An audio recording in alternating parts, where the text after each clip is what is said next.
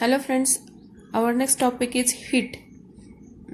हीटचं स्टे आपण या टॉपिकमध्ये करणार आहोत. So let us now try to understand heat and its relation with the internal energy of the system. सिस्टीमची इंटरनल एनर्जी आणि हीटचं काय रिलेशनशिप आहे ते आपण आज ह्या टॉपिकमध्ये पाहणार आहोत. So consider a glass filled with a water on a table. काय इमॅजिन करायचे की पाण्याचा ग्लास वगैरे आहे आणि तो आपण टेबलवर ठेवलेला आहे. The glass along with the water in it forms a system. म्हणजे काय की जे पाणी आहे ग्लासमधलं त्याला आपण सिस्टीम म्हणू शकतो. Let the temperature of the system be TS. सिस्टीमचं टेम्परेचर त्यामुळं TS आहे. The table on which glass is kept and the other relevant parts of the room will then be its surrounding or environment. की ज्याच्यावरती glass ठेवलेला ते table आणि बाकीचे जे रूममधले जे सगळे कुठले पार्ट्स असतील ते म्हणजे काय झालं, एन्व्हायरमेंट झालं. म्हणजे सिस्टीम काय झाली की जे पाणी आहे ग्लासमधलं ते पाणी म्हणजे सिस्टीम झाली. टेबल वगैरे जे काय आहे ते आणि टेबल व्यतिरिक्त बाकीच्या आजूबाजूच्या सर्व गोष्टी म्हणजे काय झाल्या, एन्व्हायरमेंट झाल्या. आणि TS काय झालं, सिस्टीमचं टेम्परेचर झालं. Let the temperature of the environment be TE. एन्व्हायरमेंटचं temperature. So TE. We notice that if TS and TE are not the same, दोन्ही सेम नाहीये, तर then TS will change. सिस्टमचं टेम्परेचर आहे ते काय होणार आहे, चेंज होणार आहे. कधीपर्यंत चेंज होणार, until both the temperatures are equal and a thermal equilibrium will be reached. हे एक्सचेंज ऑफ हीट कधीपर्यंत होणार आहे की सिस्टीमचं टेम्परेचर एन्व्हायरमेंटशी एक्सचेंज होत राहणार आहे जोपर्यंत दोन्ही टेम्परेचर किंवा दोन्ही सिस्टीम आणि एन्व्हायरमेंट ह्यांचं टेम्परेचर थर्मल इक्विलिब्रियममध्ये येत नाही तोपर्यंत ते एक्सचेंज होत राहणार आहे. आणि जेव्हा ते थर्मल इक्विलिब्रियम रीच होईल त्यावेळेला ते थांबणार आहे. मग ते थर्मल इक्विलिब्रियम रीच कुणाच्या मधलं होणार, between system and the environment. So TS will also change to some extent.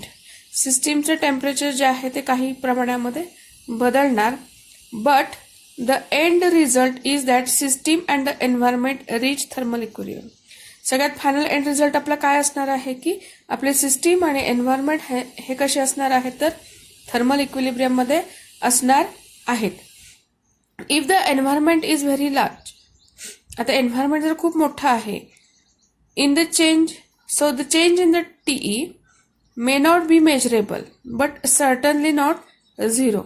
Environment जे आहे आपल्या आजूबाजूचा, म्हणजे जो सिस्टीम इथे काय आहे तर पाणी आणि टेबलवरती ग्लास ठेवला आणि त्याच्या आजूबाजूचे एन्व्हायरमेंट आहे ते खूप मोठं असेल आणि सिस्टीम आणि एन्व्हायरमेंट ह्यांच्यामध्ये हीट एक्सचेंज होते, थर्मल इक्विलिब्रियममध्ये येत आहेत.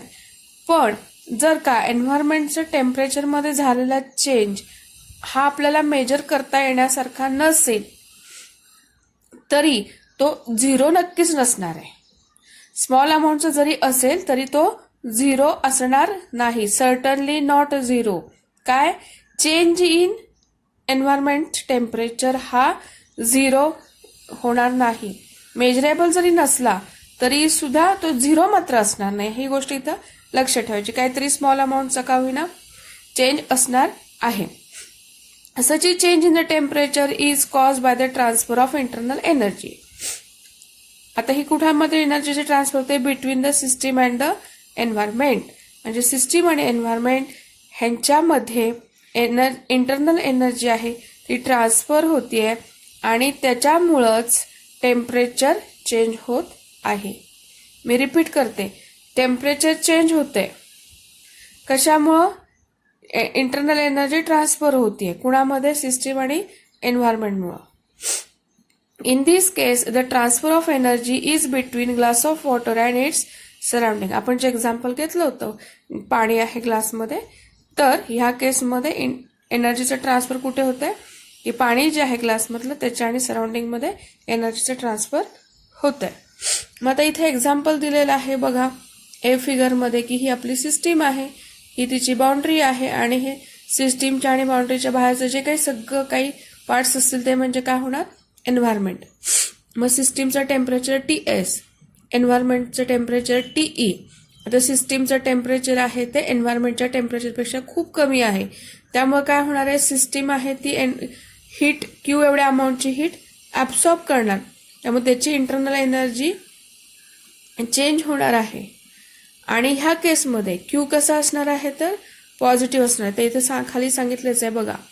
In this figure, consider that figure which shows energy transfer between a system and its environment. Ts and Te be the temperatures of the system and environment respectively.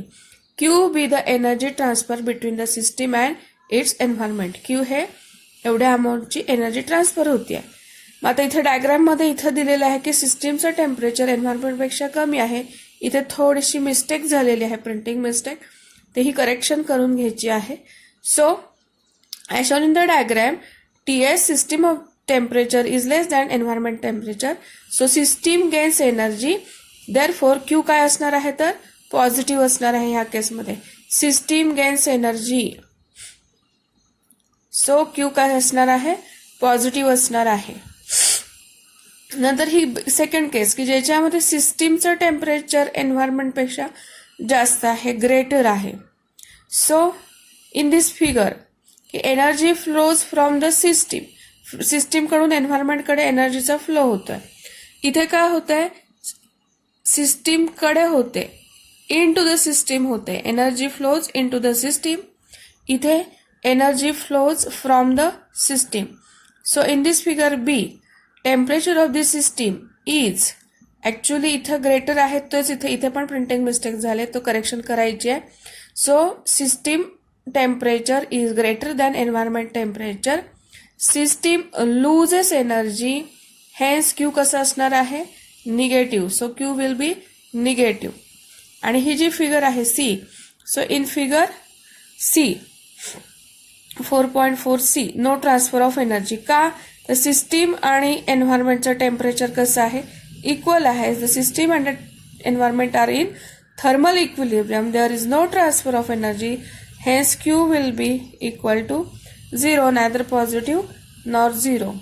So using this observation, we can now define heat as an energy that is transferred between the system and its environment due to a temperature difference. Temperature difference exists between the two and it is denoted by capital Q.